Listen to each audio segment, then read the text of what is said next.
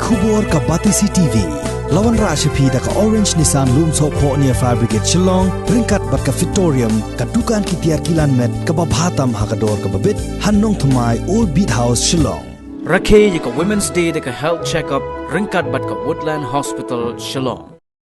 Uba Alexander L. Heck ubalong Menteri Sorkar badai pek ia ka tenat ka koit ka kia ula kentu ia ka Sorkar jala bahkan perkhat biang halor ka jingshim ia ka rai ban pensio hadu khendai pusan na ka shispa ia ka khajna bala siu sya ka tenat income tax daki officer ki bawan nabar ban syakri hagani ka jala Meghalaya. Habaya keren bat kilat pathai khubor uba AL Heck ulaya tu ba mau rengkat lang bat u state president jonga National People's Party u Dr. W.R. Karluki u balong ru u MP jonga Rajya Sabha ki don ya kani ka juk ke jingmut ban kentu ya ka Sorkar jela bahkan perkhat biang halor kani ka juk karai balashim da ka kenhun menteri dangsyen.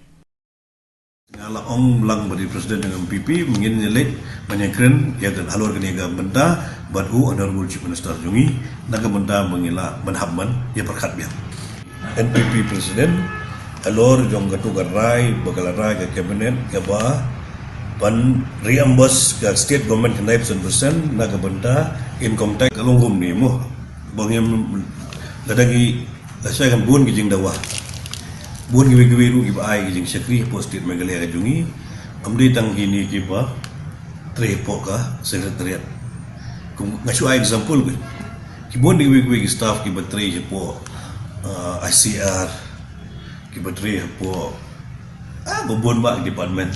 makiru kinong yang iru hab ai lang naman makiru ki ai service te ka ikpai ba jungi ne te kamben yugunya dan bo yang jelas